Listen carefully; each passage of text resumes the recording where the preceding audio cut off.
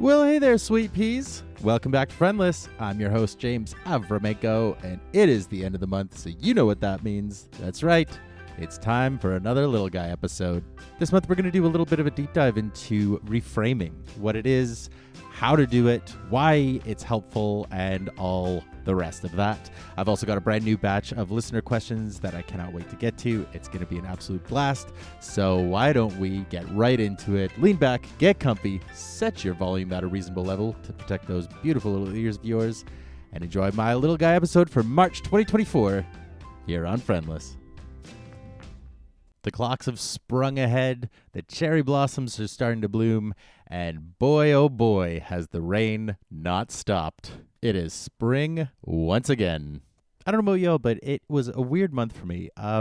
This time of the year, I'm constantly oscillating back and forth between this sort of like vestigial malaise of winter and, you know, January, February are always so dark and gloomy, and March is that weird bridge month where nothing really happens, but there's the anticipation of what's coming, and at the same time too, just going really soft and really gentle and really allowing, you know, the processes and the healing that I have been, you know, practicing over the last couple of months to just continue to take hold. This funny thing happens when you practice things enough.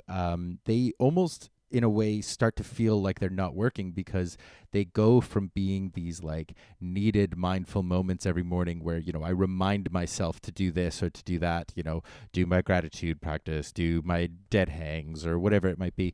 And as you do them day in, day out, they become second nature. And I know for me, it starts to feel like I'm almost regressing because, you know, my brain is constantly looking for novelty, right? And I'm fed by that sort of dopamine kick of something new. And so when the initial burst of that unique quality sort of settles in, I struggle to maintain it. But that really is when the practice actually takes root, isn't it? You know, it's like a long-term relationship almost, you know, like where the sort of like buzzy, giddy initial stages are done and settled in, and now you understand the true benefits and you really see what the actual truth is at the bottom of something. I don't know, maybe that was a bit of a stretch of a metaphor, who knows? But, you know, the reason I wanted to talk about reframing is that I've been continuing work on this dialectical behavior therapy workbook that I got a couple months ago. By the way, if you want one of the absolute best workbooks possible, I cannot recommend this book enough. I'll put a link in the show notes if you want to check it out. It's been incredibly helpful for me. I'm going pretty slow with it because I'm trying really hard to really ingrain each step as deeply as possible before moving on to the next thing. But through this DBT work, you know, there's several elements around reframing that come up that I'd like to explore. And, you know, of course, before I do, I just want to remind everybody, like, I'm no professional anything, you know. I teach tech skills online. Like, I'm not a clinical psychologist. I'm not a trained therapist. I'm just somebody who is learning about this stuff for my own benefit, and then trying to sort of like put forward my interpretation of things. So please don't take my word ever as gospel. I am just somebody who likes talking about this stuff. And if it's something that interests you, please, you know, get the resources you need, speak to professionals. You know, I don't want to say do your own research because that has the wrong connotations, but like I really encourage you to explore these terms and this wealth of knowledge and these modalities on your own time, because I think they're incredibly helpful. And you know, every new discovery I make just feels like this revelation that I'm sort of like discovering myself a little bit more. So I really do recommend leading into it. And this is just my take on stuff. So I'll probably get some stuff wrong. A lot of it will be personal interpretation. Yeah, I just thought I would just kind of caveat that before, you know, people start coming at me in the comments. So reframing at the heart, in my estimation, is taking an experience that elicits some kind of big emotion. It could be any kind of emotion. It could be anywhere from rage and pain and grief to joy and ecstasy, right? But taking that experience and trying to look at it as an object outside of yourself. And look at it from a new angle, right? You're trying to reframe it, right? So it's not always about like doing the polar opposite thing. That is another technique within DBT about acting opposite, but it's about looking at it from new angles and seeing what insights you can gain by allowing yourself to be curious rather than being too rigid and locked into the narrative that you've created for yourself. So often we create these stories around our experiences that are not remotely based in reality. They're based on what we felt at the time, and often what we felt at the time was dysregulated, disassociated, and not actually in control of our full faculties. So that clouds our judgment and that clouds our memories of the event, and instead what it ingrains and what gets hooked in us is the big feelings, right? The pain, the fear, the grief, whatever it might be. And reframing, in my experience over the last couple of months, has been about looking at those experiences and doing my best not to change the emotion, right? The objective is never to stop feeling something. It's to learn how to tolerate that feeling and also learn how to, I guess the word is control it, but it's more about deciding what I'm going to do about it now that it's done. So very often we'll look back at past experiences and we'll tell ourselves we made a mistake, right? We chose poorly, and because of that, this happened. So it must be us. We were wrong, and we're bad because of it, and we're just a big walking mistake. And what I've been doing has been reframing every experience I have, not as good or bad, but just learning moments, right? It's just moments where I came to a crossroad and I had the information that I had at the time. And I made a decision based on that information. Things then happened because of those choices. There were repercussions, as there are in every choice that you make. And now where I am today is, if an event like that comes up again, I have the choice to either perpetuate the cycle and make the same choice I made last time, and even though I know what's going to happen, even though I have all the information necessary, and I know that it will have the same outcome, or I can learn and I can take that new information and I can try a new choice and I can see what happens there. And I think in a lot of ways, this is how people get stuck in these cyclical behaviors, is that it's easier to behave in a way that whether the outcome is good or bad, it doesn't matter, because what'll happen. So that's a form of sort of like control, right? It's a way of saying, I know this is going to suck, I know this is going to hurt me, but at least I know this is what's going to happen. Whereas if I make some new choice, I don't know what'll happen. What if it hurts worse? What if any number of things? And so I'm just going to keep making the same choice and not risk something new. Another element of reframing is about self-accountability. The more I learn about, codependency, the deeper I get into shadow work and really unpack what my anxious attachment truly means. There's lots of really good qualities of anxious attachment about, I lean in, I care, I want to be supportive, I want to be there for the people that I love. There's also shadow work involved in anxious attachment, though. There's a lot of manipulation. There's a lot of subterfuge. There's a lot of, it's almost like, what's the word for it? It's like negotiation in that, like, if, I want to give this to you, so you should want to give it to me, right? And when somebody doesn't give to you, then suddenly now they're the bad guy.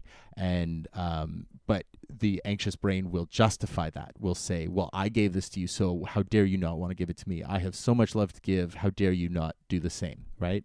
But we think, well, we're just doing this in love, and it's not. It's manipulation. It's a tactic, and it needs to be addressed. And that comes through self-accountability, which comes through self-acceptance and self-love, right? I've been harping on this the last couple of months, but it really, really is the truth. You cannot change until you accept yourself. You're never going to hold someone else accountable. that's just not possible. There's no such thing as outward accountability. There's only inward accountability.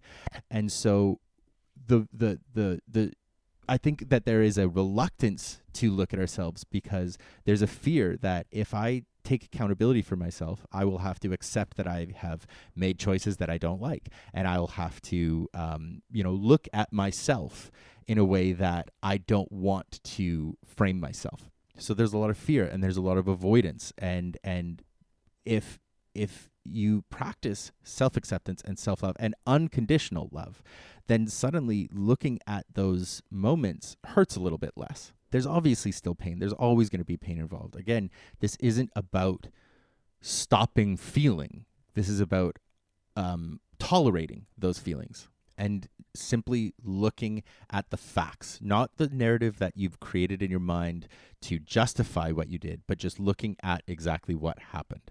And very often, I know in my practice, that's been about removing blame for anything, and simply seeing why something happened. I can see the choices I made, and I can see the dysregulation I was in. I can see the choice other people made, and I can understand what instincts and what protective, subconscious choices they were making for themselves in that moment. Which gets into questions of things like intent versus impact, because, if your intention on the surface is one thing, but your subconscious is doing another, then what responsibility does each hold? And where does the impact of that get judged? Which, of course, bounces into these questions of empathy and understanding. And I think, I was talking about it with Jabri in a recent episode about this idea that, you can be empathetic and at the same time, too, holding a limit is still an act of love because you're giving yourself love. And that's what it always has to come down to, right? Is you have to give yourself the love before anyone else. If you're giving other people love before you're giving it to yourself, you're not actually giving love. You're giving a manipulation. You're giving a bargaining chip that comes with expectations. And so if you root it always in, I'm going to do this because I've given myself the love first, then anything you do for other people is going to be rooted in that same love. And that's not selfish. That's not ego. That's not arrogance. That's self-preservation, which is an act of love.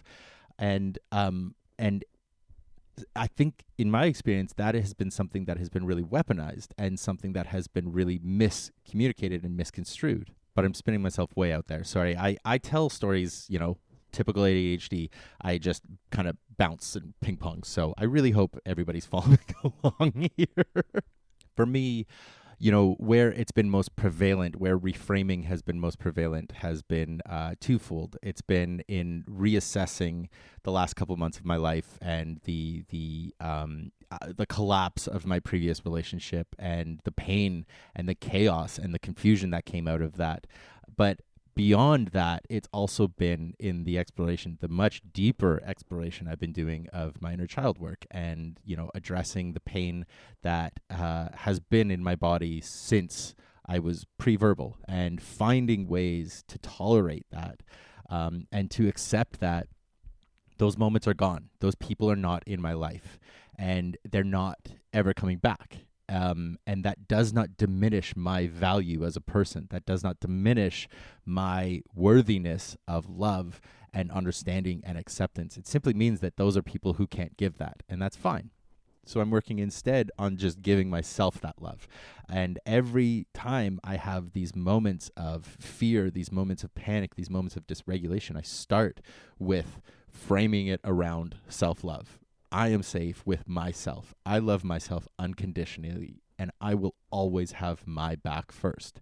So no matter what's happening, I'm always safe with myself. So I'm never technically alone. So, now that I've kind of danced around my personal take on it, I thought I would talk about how could you, if you were interested in trying this out, how could you try reframing something? So here's a couple just really easy kind of entry level steps to explore reframing a memory. The first thing, of course, is that you want to acknowledge this memory, right? So you need to face it and you need to look at it and accept that this is something that happened and this is something that you want to acknowledge.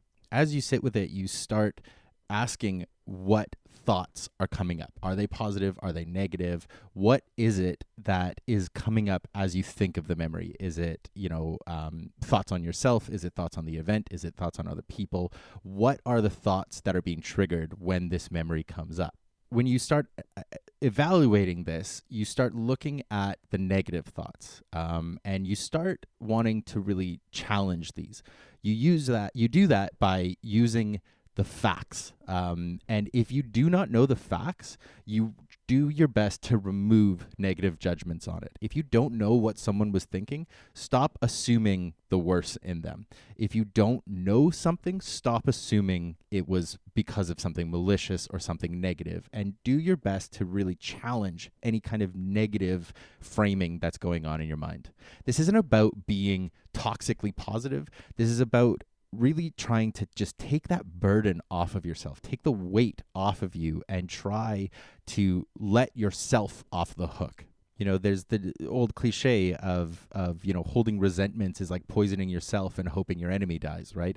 It doesn't matter what somebody else thinks about you. It doesn't matter what somebody else remembers of you, or how they talk about you, or how they interpret you. None of that matters, because they're not in your life anymore. These are not people who exist. So whatever it is they're feeling doesn't exist for you. And what matters is how you feel about yourself.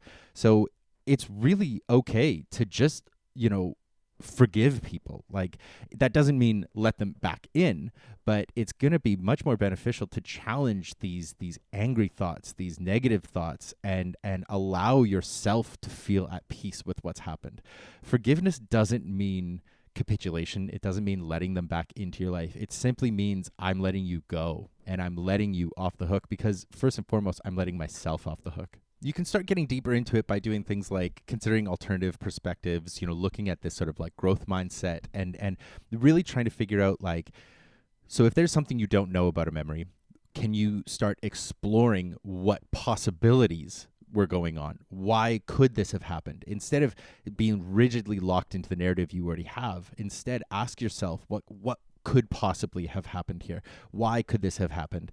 And more importantly, going forward, what can I do differently next time?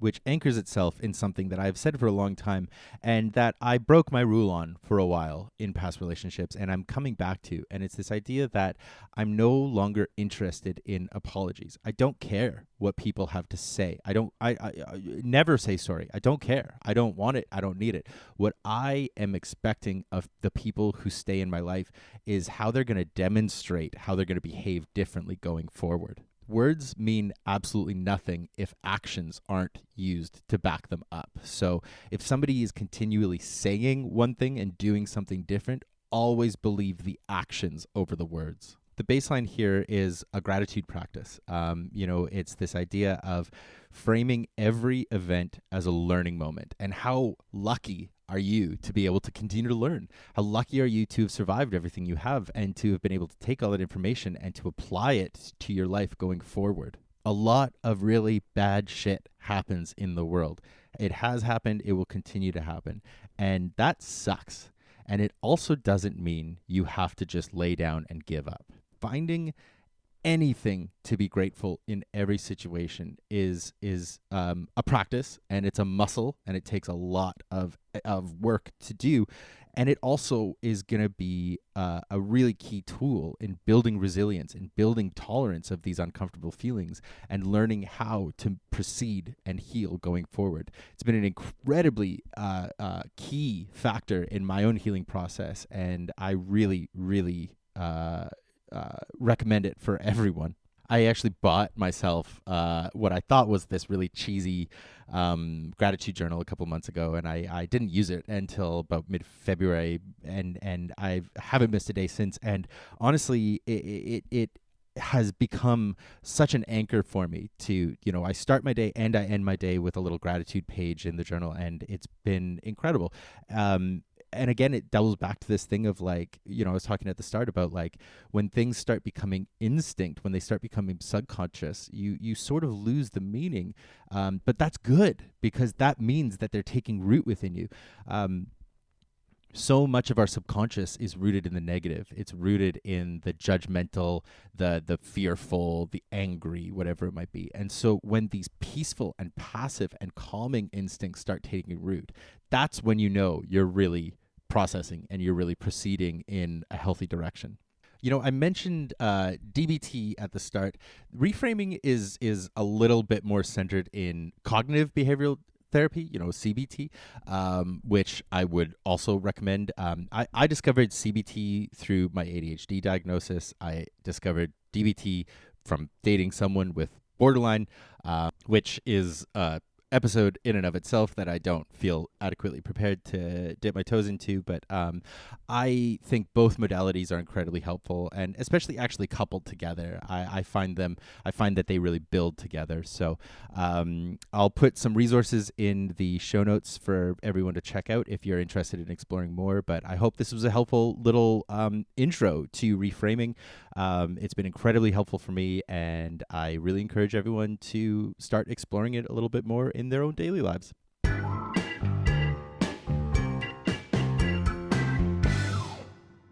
I've got a brand new batch of listener questions that I've been really excited to dive into. They are a lot more intense than in most months. I put out a call for questions on Instagram recently, asking for questions about reframing, and you did not disappoint. So let's dive right into it. Question number 1, when did you stop seeing your parents as infallible, godlike creatures?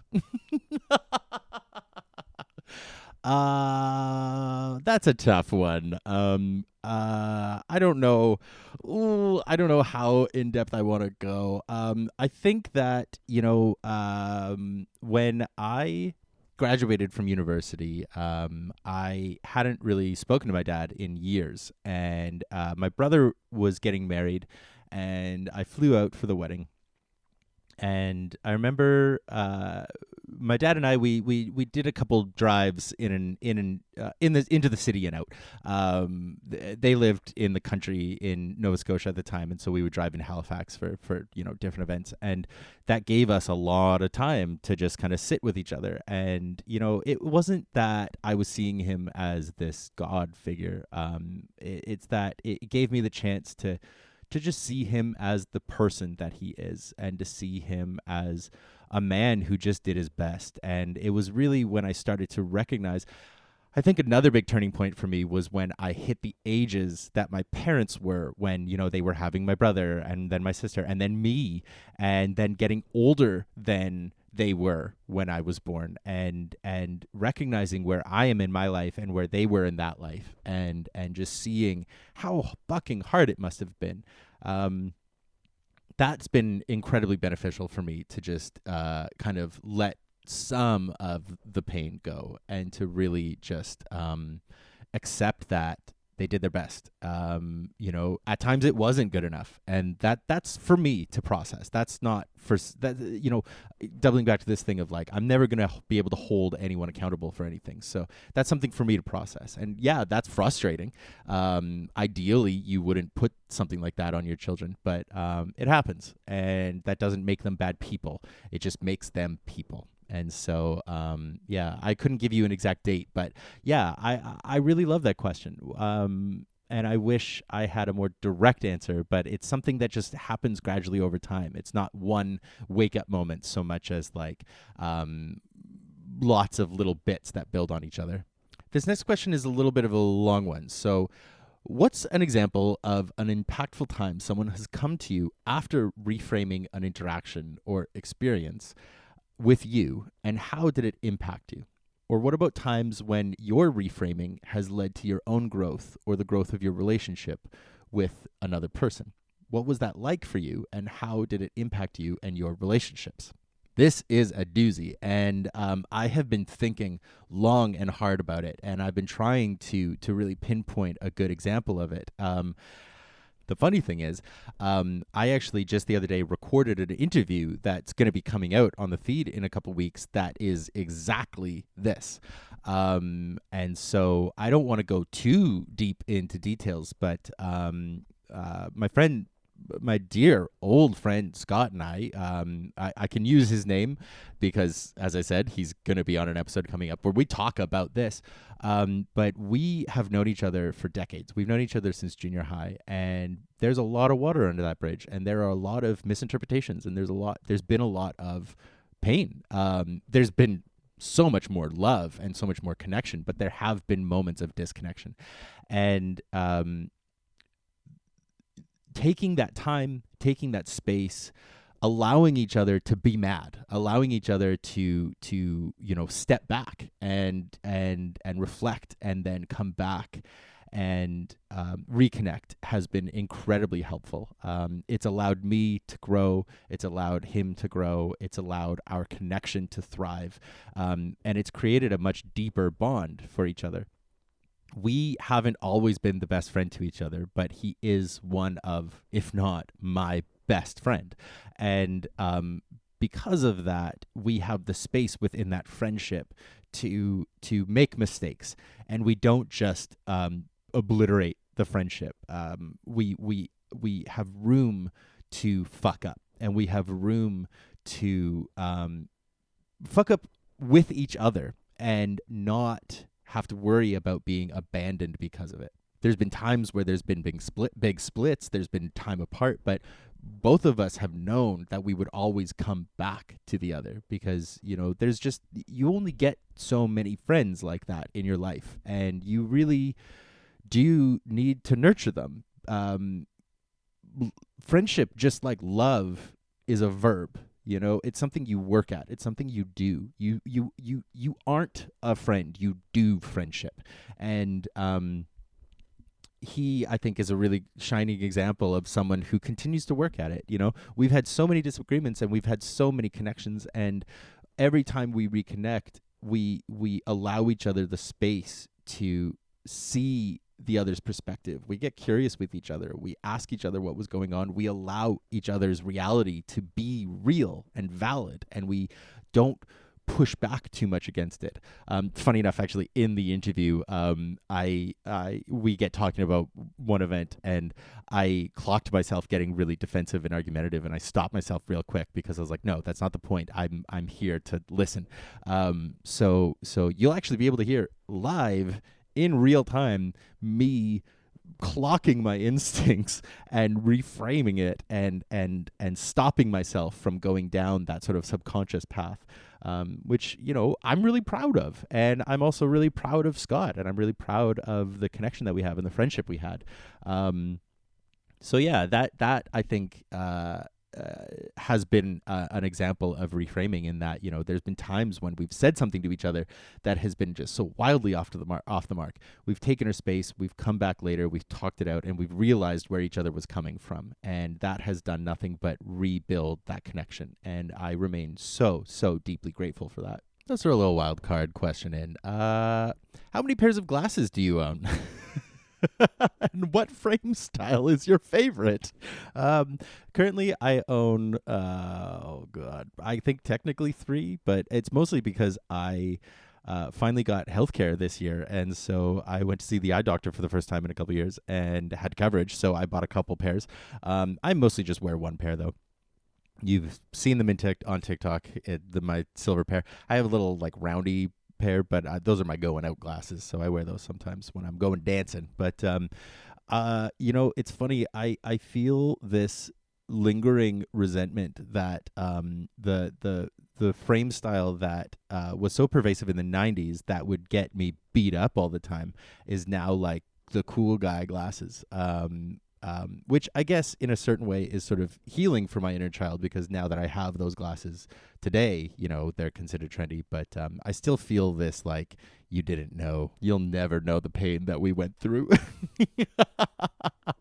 Which is good. You know what? I'm not one of those people who believes that's like froshing, isn't it? It's like hazing. It's like, well, I went through it and I turned out fine, so you should go through it too. Fuck that shit. If it looks good on you, I'm more power to you. And luckily, they've started looking good on me again too. So everybody's benefiting, right? Next question is, do you have higher or lower expectations of friends lately? And this is such a great question. It's something I ask myself a lot lately. I am actually working on having no expectations is the real answer. This centers around this idea that, I've touched on in the episode, I've touched on in interviews of, I can only live my life. And when we apply expectations onto each other, we're preparing ourselves to be disappointed, because people are not going to be where you are. They're going to be on their journey. And that is okay. That doesn't make them bad people. That doesn't make one of you, lesser or worse off than the other. It just simply means you're on your journey. And every once in a while, our paths will collide, and every once in a while, they'll spin away. And so, if we were framing it higher lower, I guess it's lower expectations. But then it's higher expectations on myself, in the sense that it's not about pressure. It's not about like, I must perform better, but it's that like, my expectation is that I'm going to give myself the love that I need, and I'm not going to look for that from other people.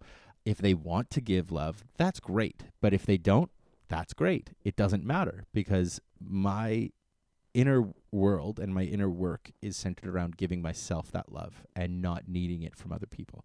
So yeah, my expectations are, if anything, I'm working on eliminating them altogether and just letting people be who they are rather than who I want them to be. Obviously, this is substantially easier said than done, but it is something that I'm working on. There's a follow-up question from them that says, how are you framing love nowadays? And again, I love this question. Because it really is the same elements of this past question. Love for me is something that I am only exploring with myself right now. I have put away serious dating for the time being, and I'm just focusing on rebuilding myself. The fallout of this last relationship has been really, really hard. To be forced to grieve the loss of a future that not only is not going to happen, but very likely was never going to happen, that it was all just kind of smoke and mirrors, and having to come to terms with the amount of lying that was involved, and the amount of manipulation that was involved, and gaslighting, if I'm being completely blunt, and having to come to terms with all that has really pulled me away from wanting to meet other people or love other people. That doesn't mean that's forever. Everything is temporary. Anything that lives is finite. And so it will change, I know, down the road. But right now, I am not interested in giving love to anyone but myself. And that feels really exciting. March has been a very solitary month for me. I've seen friends, I've gone out, I've gone on dates, but like, it's been predominantly spent in solitude. And if I've learned anything, it's that I'm really good company. I really like spending time with myself. I really like what I like to do, and I find myself really great company. So I'm framing love around, how do I give myself all the love that I didn't receive or that I expected from others and they couldn't give. I had this whole episode recorded, actually, and then completely threw it out because I got a little too in the weeds of some interactions I had with former friends and stuff like that. But this is, without dipping my toes too deeply into it, it's these two questions that I've been really chewing on based on past experiences I had. I'm someone who really believes what people say, whether that's just a product of my autism, whether that is a product of my anxious attachment, I don't know. But I struggle to understand why people would lie. And the truth of the matter is, most of the time, people don't even know that they're lying because their instincts come into play, their subconscious comes into play. And something that I have been really working on releasing with myself, coming back to the reframing thing, is this pain that, there was the loss of a partner, but there was also a loss of a community. And a lot of members of that community, as things were deteriorating, were saying that they supported me, saying that they loved me, saying that they were there for me. And then they never showed up again. They were gone. And that hurt so bad. And there's no justice in that. There is just what people did, what people said, and what they're doing now. And for a long time, my instinct was to say, oh, you never loved me, fuck all this, fuck all you, go eat shit and die, right? But the truth of the matter is that, that is eliminating these people as people. That's simply propping them up as objects in my narrative. Once again, coming back to this reframing thing, I never communicated properly with them about my needs. And so when I sat in that hurt and I isolated myself from them, but blamed them for that pain, I was simply re-instigating a wound that didn't need to be there. And of course, other things happen since where, they've bought into things that I don't agree with, and it's a two-way street. My phone's on too, right? But I'm happy to take accountability from my side. I don't think that accountability always means reaching out. I don't think accountability always means communicating. But I think that it means, accepting what is true as best as you can within yourself. Of course, the irony of talking about this on a podcast that not a single one of them is listening to is not lost on me. But here we are, right? But it also has led me to another thing I talk about in some upcoming episodes, but I'll talk about a little bit here, is that I've decided to become, temporarily at least, much more cautious around who I say I love you to. I think that it gets used really flippantly and has the potential to be really destructive unintentionally. If you tell people you love them, that means something, and that means something to them. So when you say you love someone and then you don't back it up, that just accelerates and amplifies the pain of that fallout. So I have decided to become much more cautious around who I express my love to.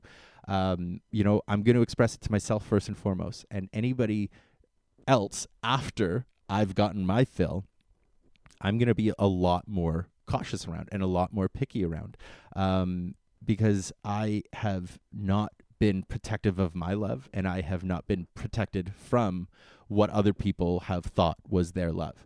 And so those are the questions I'm pondering within myself about what love is. And love is safety, but more than that, it's about consistency. And when you can't be consistent with someone, don't tell them you love them. That's kind of where I stand right now. That'll change, but that's where I am these days. And the last question to round out this session: do you think the frame they chose for the Mona Lisa is appropriate, or did they miss the mark? And, okay, so I have to be completely honest. I did not. I have never been to Paris. I've never seen the Mona Lisa. I've heard that it's much smaller in real life than you would expect. I did some Google searches, and I'm of two minds. On one hand, it does feel a little compensating, knowing how small the painting actually is. It feels like half the painting is the frame. And at the same time, too, I'm all about a good frame. I'm not somebody who can actually afford good frames. Looking around my living room, I've got a lot of IKEA frames. I've got some dollar store frames. I've got a few that are just canvases that I've painted on, that I've put up. I've got those corner stickers, that look like frame corners, so that it doesn't look like you've just put a piece of paper on your wall. But I have no good meaty riche frames, and so I say more power to them. Right? Lean in, make it even bigger. Who doesn't love a good what's the word I'm looking for? Embroidered? No. The flowery, the patterning, the gold. Who doesn't love a really ostentatious, sparkly something? Especially if you're framing, the quote unquote greatest painting ever made. You might as well stand out, right? So did they miss the mark? I don't know. What was the mark?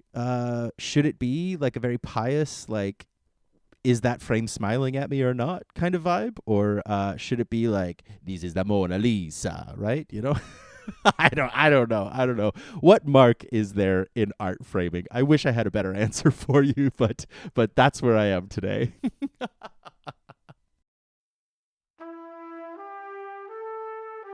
That is going to be it for me this month. Thank you so much for listening through. I hope you enjoyed this episode. If you want more resources on reframing, on DBT, on CBT, you're going to find links in the show notes for that. While you're there, why not sign up for the weekly Friendless Substack? You're going to get 5 recommendations every week for things to check out, things like YouTube videos, news articles, books, movies, TV shows, all kinds of fun stuff to distract yourself from the hellscape of reality. You're going to get a curated poem that I have enjoyed that week, as well as a monthly playlist of music to cry to.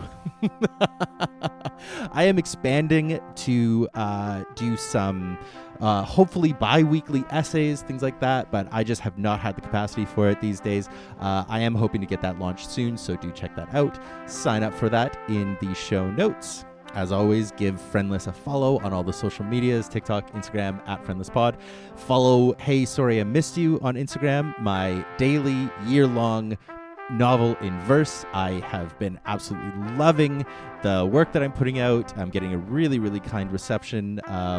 Slowly but surely building an audience, but either way, I'm loving what I'm putting out, and maybe you will too. So check that out @Hey Sorry I Missed You. But that's it for me this week, so let's wrap this up here. Thank you so much for listening, and I hope I catch you back here next week with a brand new episode. But hey, I'm not going to worry about that right now, and neither should you, because that is then, and this is now. So for now, I'll just say I love you, and I wish you well. Fun and safety, sweeties.